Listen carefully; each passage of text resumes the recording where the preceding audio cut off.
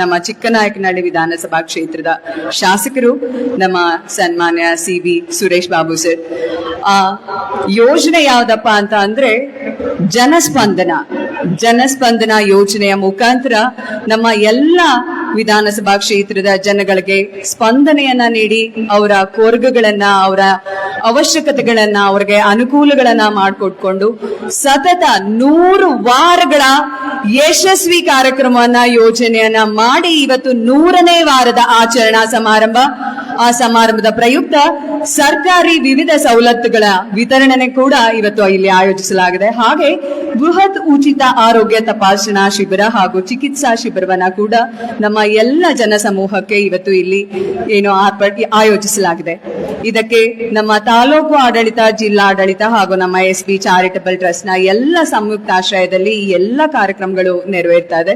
ಈ ಒಂದು ಸುಂದರ ಅರ್ಥಪೂರ್ಣ ಕಾರ್ಯಕ್ರಮಕ್ಕೆ ತಮ್ಮೆಲ್ಲರನ್ನ ನಾನು ಡಾಕ್ಟರ್ ರೂಪಾ ಈಶ್ವರ್ ಈ ಕಾರ್ಯಕ್ರಮಕ್ಕೆ ಎಲ್ಲ ಪದಾಧಿಕಾರಿಗಳ ಅನ್ಯಾಯಿಯಾಗಿ ಸ್ವಾಗತಿಸ್ತಾ ಈ ಕಾರ್ಯಕ್ರಮವನ್ನ ಪ್ರಾರಂಭ ಮಾಡ್ತೀವಿ. ಇದೊಂದು ವಿಶೇಷವಾದ ಕಾರ್ಯಕ್ರಮ, ತುಂಬಾ ಬೇಗ ಪ್ರಾರಂಭವಾಗಿದೆ. ನಾಡಿನ ಮುಖ್ಯಮಂತ್ರಿಗಳಾಗಿ ಸೇವೆಯನ್ನು ಸಲ್ಲಿಸಿದಂತೆ 2 ಬಾರಿ, ಪ್ರಸ್ತುತ ಕೇಂದ್ರ ಸರ್ಕಾರದಲ್ಲಿ ಬೃಹತ್ ಕೈಗಾರಿಕೆ ಮತ್ತು ಉಕ್ಕು ಖಾತೆಯ ಮಂತ್ರಿಗಳಾಗಿರ್ತಕ್ಕಂಥ ಎಚ್.ಡಿ. ಕುಮಾರಸ್ವಾಮಿ ಅವರು ಇನ್ನೇನು ಸ್ವಲ್ಪ ಹೊತ್ತಿನಲ್ಲಿ ಬಂದು ನಿಜವಾದ ಬಹು ಬೃಹತ್ ಭಕ್ತರ ಕಾರ್ಯಕ್ರಮ ಪ್ರಾರಂಭವಾಗುತ್ತದೆ. ಬೇರೊಂದು ಕಾರ್ಯಕ್ರಮಕ್ಕೆ ನಾನು ಹೋಗಬೇಕಾಗಿರೋದ್ರಿಂದ ಕಾರ್ಯಕ್ರಮದಲ್ಲಿ ಬಂದು ಹೆಲ್ತ್ ಕ್ಯಾಂಪಿನ ಕೆಲವೊಂದು ಘಟಕಗಳನ್ನು ಅಷ್ಟೇ ನೋಡಿ ಈ ಹೊತ್ತಿನಲ್ಲಿ ಸುರೇಶ್ ಬಾಬು ಅವರು ಮಾಡ್ತಾ ಇರ್ತಕ್ಕಂಥ ಈ ಕಾರ್ಯಕ್ರಮವನ್ನು ನೋಡಿ ಸಂತೋಷ ಆಗಿದೆ. ಈಗಾಗಲೇ ಅವರು ಹೇಳಿದರು, ಶ್ರೀಮಠ ಆದಿಚುಂಚನಗಿರಿಗೂ ಚಿಕ್ಕನಾಯಕನಹಳ್ಳಿ ಮತ್ತು ಅವರಿಗೂ ವಿಶೇಷವಾದ ಒಂದು ಸಂಬಂಧ ಮತ್ತು ಸೌಹಾರ್ದ. ಬಹಳ ಹಿಂದೆ ಪೂಜ್ಯ ಗುರುಗಳಿದ್ದ ಕಾಲದಲ್ಲಿ ಇದೇ ರೀತಿಯಾದಂಥ ಆರೋಗ್ಯ ತಪಾಸಣಾ ಶಿಬಿರವನ್ನ ಮಾಡಿದಂಥ ಗಳಿಗೆಯಲ್ಲಿ ಆ ಸಂದರ್ಭದಲ್ಲಿ ನಾನು ಕೂಡ ಬಂದಿದ್ದೆ. ಅವಾಗ ತುಂಬ ವಿಶೇಷವಾದ ಕಾರ್ಯಕ್ರಮವನ್ನು ವಿಶೇಷವಾಗಿ ಮಾಡ್ತಾರೆ. ನಿನ್ನೆ ತಾನೇ ಮಹಾಶಿವರಾತ್ರಿಯ ಕಾರ್ಯಕ್ರಮ ಆಗಿದೆ. ಬಹುಶಃ ನೀವೆಲ್ಲರೂ ಕೂಡ ಮಹಾಶಿವರಾತ್ರಿ ಕಾರ್ಯಕ್ರಮವನ್ನು ಮಾಡಿ ಜಾಗರಣೆಯಲ್ಲಿದ್ದು ನಿದ್ರೆ ಇಲ್ಲದೆ ಬಂದಿದ್ದೀರಿ ಅಂತ ಭಾವಿಸ್ತೇನೆ. ನಿದ್ರೆ ಇಲ್ಲದೆ ಬಂದಿರತಕ್ಕಂಥ ಡಾಕ್ಟರ್ಸ್ ಯಾರಾದ್ರೂ ಇದ್ರೆ ನೀವು ಡಯಾಗ್ನೈಸ್ ಮಾಡೋ ಟೈಮಲ್ಲಿ ಸ್ವಲ್ಪ ಹುಷಾರಾಗಿ ಡಯಾಗ್ನೈಸ್ ಮಾಡಿ. At the same time while you are prescribing the medicine, you have to prescribe properly. Having diagnosed something, and if you are going to give the prescription different way, it is going to hurt the patients. ನಮ್ಮ ಪರಂಪರೆಯಲ್ಲಿ ಶಿವರಾತ್ರಿಯ ಸಂದರ್ಭದಲ್ಲಿ ಬಹುಮುಖ್ಯವಾಗಿ 7 ದಿನದ ಸಪ್ತಾಹಗಳಲ್ಲಿ 3 ವಿಚಾರಗಳನ್ನು ಹೇಳ್ತಾರೆ. ಸಪ್ತಾಹಗಳು ಅಂದರೆ ಯಾವುದಾದ್ರೂ ಒಂದು ವಿಶೇಷವಾದ ಸಂದರ್ಭ ಬಂದರೆ 7 ದಿನಗಳ ಕಾಲ ಅದನ್ನು ವಿಶೇಷವಾಗಿ ಆಚರಿಸ್ತಾರೆ. ಅದರಲ್ಲಿ ಬಹುಮುಖ್ಯವಾಗಿ ಮೊದಲನೆಯ ದಿನದ ಕಾರ್ಯಕ್ರಮದಲ್ಲಿ purification of the physical body, because physical body is the substratum for all kinds of our spiritual achievements. ಶರೀರ ಮಾಧ್ಯಮ ಕಲು ಧರ್ಮ ಸಾಧನ. ದೇಹವಿಲ್ಲದೆ ಯಾವ ಧರ್ಮವನ್ನು ಸಾಧನೆ ಮಾಡಲಿಕ್ಕೆ ಆಗೋದಿಲ್ಲ, ಜಗತ್ತಿನ ಯಾವ ಸೇವೆಯನ್ನು ಕೂಡ ಮಾಡಲಿಕ್ಕೆ ಆಗೋದಿಲ್ಲ. So the first and foremost thing to be taken care is our physical body. Unless we purify our physical body, the rest of the things and rest of the achievements we can't do. ಅದರ ದೃಷ್ಟಿಯಿಂದ ನೋಡಿದರೆ ಇವತ್ತು ಸುರೇಶ್ ಬಾಬು ಅವರು ಸಪ್ತಾಹದ ಮೊದಲನೆಯ ದಿನದ ಕಾರ್ಯಕ್ರಮದ ಉದ್ದೇಶವನ್ನು ಆರೋಗ್ಯ ತಪಾಸಣಾ ಶಿಬಿರದ ಮುಖಾಂತರ ನೆರವೇರಿಸ್ತಾ ಇದ್ದಾರೆ. ಎರಡನೆಯದು ಇನ್ನೊಂದು ಹೇಳ್ತಾರೆ, you have to purify your actions. ನಾವು ಮಾಡುವ ಕರ್ಮಗಳ ಬಗೆಗೆ ನಿಗಾ ಇರಬೇಕು, ಶುದ್ಧತೆ ಇರಬೇಕು. ಪ್ಯೂರಿಫಿಕೇಶನ್ ಆಫ್ ದ ಕರ್ಮ ಅಂದ್ರೆ ಅಂಡ್ ಆಕ್ಷನ್ಸ್ ಅಂದ್ರೆ ಹೇಗಿರ್ತೇವೆ, we have been performing our duties. ನಾವು ನಮ್ಮ ಕರ್ಮಗಳನ್ನು, ನಮ್ಮ ಕರ್ತವ್ಯಗಳನ್ನು ಮಾಡುವ ಸಂದರ್ಭದಲ್ಲಿ ಶ್ರದ್ಧೆ, ಭಕ್ತಿ ಇದರ ಜೊತೆಯಲ್ಲಿ ಒಂದಿಷ್ಟು ಸೇವೆಯ ಭಾವನೆ ಇಲ್ಲ ಅಂತಂದರೆ ಕರ್ಮ ಜಗತ್ತಿಗೆ ನಮ್ಮನ್ನು ಅಂಟಿಸುತ್ತೆ. ಕರ್ಮವನ್ನ ನಾವು ಮಾಡುವ ಕಾಯಕವನ್ನ ಸೇವೆಯ ದೃಷ್ಟಿಯಿಂದ ನೋಡಿದ್ದೆ ಆದ್ರೆ ನಮ್ಮನ್ನ ಬಂಧನದಿಂದ, ಅಜ್ಞಾನದಿಂದ, ಗಲೀಜಿನಿಂದ, ಕ್ಲೇಶಗಳಿಂದ, ದೋಷಗಳಿಂದ ಮುಕ್ತಿಗೊಳಿಸುವುದು. ಬಹುಶಃ ಅದಕ್ಕೇನೆ ನಮ್ಮ ಉಪನಿಷತ್ತಿನಲ್ಲಿ ಹೇಳಿದರು, ನಾವು ಈ ಜಗತ್ತಿನಲ್ಲಿ 100 ವರ್ಷಗಳು ಬದುಕುವ ಸಂದರ್ಭದಲ್ಲಿ while you are living in this world for 100 years, ಕುರ್ವನ್ನೇವ ಇಹ ಕರ್ಮಾಣಿ ಜಿಜೀವಿಷೇ ಶತಕಂ ಸಮಾಹ ಏವಂ ತುಯಿನ ಅನ್ಯತೆ ತೋಸ್ತಿ ನ ಕರ್ಮ ಲಿಪ್ಯತೆ ನರೇ. ಈ ಜಗತ್ತಿನಲ್ಲಿ 100 ವರ್ಷಗಳ ಕಾಲ ಬದುಕುವುದನ್ನು ಹೇಗೆ ಬದುಕಬೇಕು ಅಂದ್ರೆ ಕೇವಲ ಕರ್ಮವನ್ನ ಕೆಲಸ ಅಂತ ಮಾಡಿದ್ರೆ ಸಾಲದು, ಕೇವಲ ಕರ್ತವ್ಯ ಅಂತ ಮಾಡಿದ್ರು ಸಾಲದು, ಅದನ್ನ ಸೇವೆ ಅಂತ ಮಾಡಿದ್ದೆ ಆದ್ರೆ instead of binding, that very karma, very action or our duty is going to liberate us from all kinds of bondages. Doctors ನೀವು ಇಲ್ಲಿದ್ದೀರಿ, ನೀವು ಸೇವೆಗೋಸ್ಕರನೇ ಡಾಕ್ಟರ್ಸ್ ಆಗಿರುವಂತವ್ರು.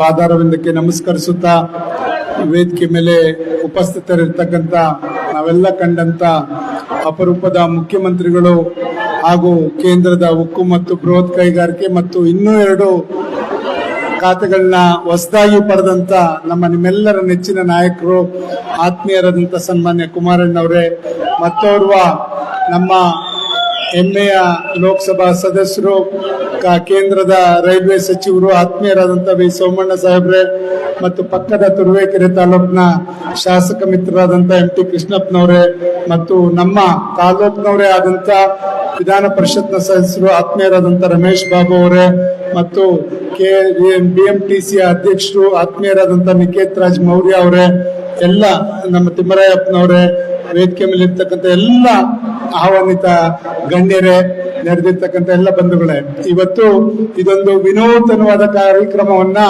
ನೀವೆಲ್ಲ ಈ ಸಲ ಚುನಾವಣೆಯಲ್ಲಿ ಗೆಲ್ಸಿದ ನಂತರ ಆಲೋಚನೆ ಮಾಡಿ ಒಂದು ಕಾರ್ಯಗತ ತರಲಿಕ್ಕೆ ಪ್ರಯತ್ನ ಮಾಡಿದ್ವಿ. ಅದು ಇವತ್ತು 100ನೇ ವಾರಕ್ಕೆ ಕಾಲಿಟ್ಟಿದೆ. ಈ ಸೋಮವಾರಕ್ಕೆ ಒಂದು ಜನಸ್ಪಂದನ ಅಂತ ಪ್ರತಿ ಜನಗಳು ಯಾವಾಗ್ಲೂ ಕೂಡ ರಾಜಕಾರಣಿಗಳಿಂದ ಇಲ್ಲ ಅಧಿಕಾರಿಗಳನ್ನ ಹುಡುಕೊಂಡು ಓಡಾಡಕ್ ಬೇಡ, ಇಬ್ರು ಕೂಡ ಒಂದೇ ವೇದಿಕೆಯಲ್ಲಿ ಎಲ್ಲಾದ್ರೂ ಸಿಗೋ ಅಂತದಾದ್ರೆ ಅವರು ಅಲಿತಕ್ಕಂಥದನ್ನ ತಪ್ಪಿಸ್ಲಿಕ್ಕೆ ಮತ್ತು ಅವ್ರ ಸಮಸ್ಯೆಗಳನ್ನ ಬಗೆಹರಿಸಲಿಕ್ಕೆ ಸಾಧ್ಯ ಆಗ್ತದೆ ಅಂತಕ್ಕಂಥದ್ದು ನಾವು ಮತ್ತು ತಾಲೂಕಿನ ಎಲ್ಲ ಅಧಿಕಾರಿಗಳು ಕೂಡ ಆಲೋಚನೆ ಮಾಡಿ ಇವತ್ತು ಜನಸ್ಪಂದನ ಅಂತ ಒಂದು ಕಾರ್ಯಕ್ರಮವನ್ನ ಪ್ರಾರಂಭ ಮಾಡಿದ್ವಿ. ಅದು ಇವತ್ತು 100ನೇ ವಾರಕ್ಕೆ ಕಾಲಿಟ್ಟಿದೆ. ಅಲ್ಲಿ ಬಂದಂತ ಯಾರೇ ಇರ್ಬೋದು, ಯಾವುದೇ ಜಾತಿ ಇರ್ಬೋದು, ಯಾವುದೇ ಪಕ್ಷ ಇರ್ಬೋದು, ಕ್ಷೇತ್ರದ ಜನತೆ ಎಲ್ರಿಗೂ ಕೂಡ ಇವತ್ತು ನ್ಯಾಯವನ್ನು ಒದಗಿಸಿಕೊಡೋ ನಿಟ್ಟಿನಲ್ಲಿ ಟಿ.ಎಂ. ಶ್ರೀಕಂಠಯ್ಯನವರ ಭವನದಲ್ಲಿ ಈ ಕಾರ್ಯಕ್ರಮವನ್ನು ಹಮ್ಮಿಕೊಂಡು 100ನೇ ವಾರಕ್ಕೆ ಬಂದಿದ್ದೇವೆ. ಬುಕ್ಕಾಪಟ್ಟಣ ಕೂಡ ನಮ್ಮ ಕ್ಷೇತ್ರಕ್ಕೆ ಸೇರೋದ್ರಿಂದ ಅಲ್ಲೂ ಕೂಡ 43 ವಾರಗಳು 15 ದಿವಸಕ್ಕೆ ಒಂದ್ಸಲ ಒಂದೇ ಹೋಬಳಿ ಇರೋದ್ರಿಂದ ಅಲ್ಲೂ ಕೂಡ 43 ವಾರಗಳು ಮಾಡಿದ್ದೇವೆ. ಈ ರೀತಿ ಅಲ್ಲಿ ಮಾಡಿರ್ತಕ್ಕಂಥ ಉದ್ದೇಶ ನಿಮ್ಗೆಲ್ಲ ಕೂಡ ಗೊತ್ತಿದೆ.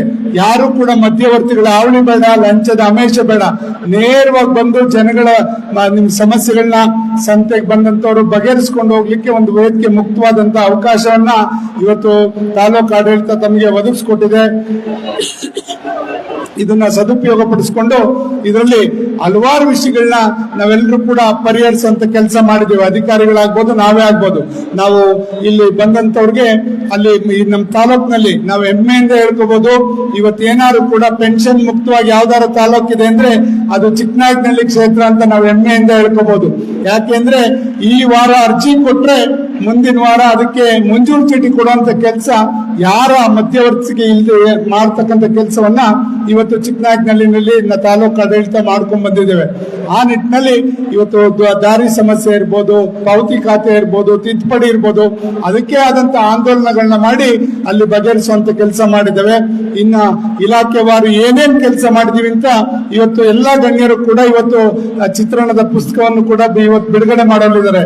ಯಾವ ಇಲಾಖೆಗೆ ಎಷ್ಟು ಅರ್ಜಿ ಬಂತು, ಆ ಅರ್ಜಿಗೆ ಎಷ್ಟು ದಿವಸದೊಳಗಡೆ ನಾವು ಪರಿಹಾರವನ್ನ ಕಂಡುಹಿಡ್ಕೊಂಡ್ವಿ, ಎಲ್ಲದನ್ನು ಕೂಡ ಇವತ್ತು ನಾವು ಕಂಡುಹಿಡ್ಕೊಂಡಿದ್ದೀವಿ. ಇದಕ್ಕಿನ್ನ ಮಿಗಿಲಾಗಿ ಇನ್ನು ಹಳ್ಳಿಗೆ ಹೋಗಿ ಅಲ್ಲಿರ್ತಕ್ಕಂಥ ಜನಗಳನ್ನ ಹೇಗೆ ಭೇಟಿ ಮಾಡಬಹುದು, ಅಲ್ಲಿರ್ತಕ್ಕಂಥ ಸಮಸ್ಯೆಗಳನ್ನ ಹೇಗೆ ಅರಿಬಹುದು, ಪರಿಹರಿಸಬಹುದು ಅಂತಕ್ಕಂಥ ನಿಟ್ಟಿನಲ್ಲಿ ಆಲೋಚನೆ ಮಾಡಿದಾಗ ವಾರಕ್ಕೆ ಒಂದ್ ದಿವಸ ಶುಕ್ರವಾರ ನಾವೆಲ್ಲರೂ ಕೂಡ ಒಂದು ಗ್ರಾಮ ಪಂಚಾಯತಿಗೆ ಹೋಗಿ ಅಲ್ಲಿರ್ತಕ್ಕಂಥ ಗ್ರಾಮ ಪಂಚಾಯತಿಲಿ ಬರ್ತಕ್ಕಂಥ 8-10 ಹಳ್ಳಿಗಳೆಲ್ಲ ಭೇಟಿ ಮಾಡಿ ಅಲ್ಲಿರ್ತಕ್ಕಂಥ ಸಮಸ್ಯೆನ ಕೂಡ ಆಲಿಸ್ತಕ್ಕಂಥ ಕೆಲಸವನ್ನ ಸುಮಾರು 25 ವಾರಗಳಿಂದ ಮಾಡ್ತಾ ಇದ್ದೇವೆ. ಅದು ಮನೆ ಬಾಗಿಲಿಗೆ ಮನೆ ಮಗ ಅಂತಕ್ಕಂಥ ಶೀರ್ಷಿಕೆ ಅಡಿನಲ್ಲಿ ಆ ಗ್ರಾಮಗಳಿಗೆ ಹೋಗಿ ಇವತ್ತು ಕೆಲಸ ಮಾಡ್ಲಿಕ್ಕೆ ನಾವು ಮುಂದಾಗಿದ್ದೇವೆ ಅಂತಕ್ಕಂಥದ್ದನ್ನ ಈ ಸಂದರ್ಭದಲ್ಲಿ ಹೇಳ್ತಾ, ಇವತ್ತು ಈ ಒಂದು ಕಾರ್ಯಕ್ರಮದ ಅಂಗವಾಗಿ ನಾವೇನಾದ್ರೂ ಕೂಡ ಒಂದು ಸಾರ್ಥಕವಾದ ಒಂದು ಕೆಲಸ ಮಾಡಬೇಕು ಅಂತ ನೀವೆಲ್ಲ ನೋಡಿದ್ರೆ, ಇವತ್ತು ಶೈಕ್ಷಣಿಕವಾಗಿ ಚಿಕ್ಕನಾಯಕನಹಳ್ಳಿನ ಎಲ್ಲರೂ ಕೂಡ ಅಲ್ಲೇ ಗಳಿತಿದ್ರು. ಇವತ್ತು ಜಿಲ್ಲೆಗೆ SLC ನಲ್ಲಿ 2 ವರ್ಷದಿಂದ ಪ್ರಥಮ ಸ್ಥಾನ ಚಿಕ್ಕನಾಯಕನಹಳ್ಳಿ ಇರ್ತಕ್ಕಂಥದ್ದು ನಮ್ಗೆಲ್ಲರಿಗೂ ಕೂಡ ಗೊತ್ತಿರ್ತಕ್ಕಂಥದ್ದು. ಅದು BO ಅವರು, ಕಾಂತರಾಜ್ ಅವರು ಮತ್ತೆ ಎಲ್ಲ ಅವ್ರ ಸಿಬ್ಬಂದಿ ಎಲ್ಲರೂ ಸೇರಿ ಇವತ್ತು ಶ್ರಮ ಪಟ್ಟು ತಾಲೂಕಿನಲ್ಲಿ ಶೈಕ್ಷಣಿಕವಾಗಿ ಉತ್ತಮ ರೀತಿಯಲ್ಲಿ ಇವತ್ತು ಅಂಕವನ್ನು ಪಡೀಲಿಕ್ಕೆ ಮಕ್ಕಳಿಗೆ ಉತ್ತೇಜನವನ್ನು ನೀಡ್ತಾ ಇದ್ದಾರೆ. ಆ ನಿಟ್ಟಿನಲ್ಲಿ ನಾವಿವತ್ತು ಆರೋಗ್ಯನೂ ಕೂಡ ಕಾಪಾಡಬೇಕು. ಇವತ್ತು ನಾವು ನೋಡ್ತಾ ಇದ್ದೀವಿ, ತಿನ್ನೋ ಒಂದು ತುತ್ತು ಆಹಾರನೂ ಕೂಡ ಕಲ್ಮಶವಾಗಿದೆ. ಎಲ್ಲದರಲ್ಲೂ ಕೂಡ ರಾಸಾಯನಿಕ ಗೊಬ್ಬರಗಳ ಸಿಂಪಡಣೆ ಮಾಡಿ ಎಲ್ಲೋ ಒಂದ್ ಕಡೆ ಕ್ಯಾನ್ಸರ್ ಮತ್ತೊಂದು ರೋಗ ರುಜಿನಗಳಿಗೆ ತುತ್ತಾಗಿರ್ತಕ್ಕಂಥದ್ದನ್ನ ನಾವು ನೋಡಿದಾಗ ಖಂಡಿತ ಇದನ್ನ ಸರಿಪಡಿಸೋ ನಿಟ್ಟಿನಲ್ಲಿ ನಮ್ಮ ಕೈಲಾದಷ್ಟು ಅಳಿಲ್ ಸೇವೆ ಮಾಡೋಣ ಅಂತಕ್ಕಂಥ ದೃಷ್ಟಿಯಲ್ಲಿ ಪ್ರತಿ ವರ್ಷನೂ ಕೂಡ ನಾವು ಇದು ಒಂದು ಆರೋಗ್ಯ ಶಿಬಿರವನ್ನ ಮಾಡ್ತಾ ಇದ್ವಿ. ಮಧ್ಯ ಕೊರೋನಾ ಬಂದಾಗ ಕೆಲವು ವರ್ಷಗಳು ಬಿಟ್ರೆ ಮೊದಲಿಂದನೂ ಕೂಡ ಸನ್ಮಾನ್ಯ ಕುಮಾರಣ್ಣವರು, ಆದಿಚುಂಚನಗಿರಿ ಸಂಸ್ಥೆಯವರೆಲ್ಲರೂ ಕೂಡ ಬಂದು ಪ್ರತಿ ವರ್ಷನೂ ಕೂಡ ಈ ಒಂದು ಆರೋಗ್ಯ ಶಿಬಿರವನ್ನ ತಪಾಸಣೆ ಮಾಡ್ತಿದ್ರು. ಇವತ್ತಾದ್ರೂ ಕೂಡ ನಿಮ್ಮ ಒಂದು ವಿಶೇಷವಾದಂತ ಒಂದು ಮೆಗಾ ಆರೋಗ್ಯ ಶಿಬಿರ ಇದು. ಇಲ್ಲಿ ಸುಮಾರು 350ರಿಂದ 370 ಜನ ಡಾಕ್ಟರ್ಗಳೇ ಇಲ್ಲಿದ್ದಾರೆ.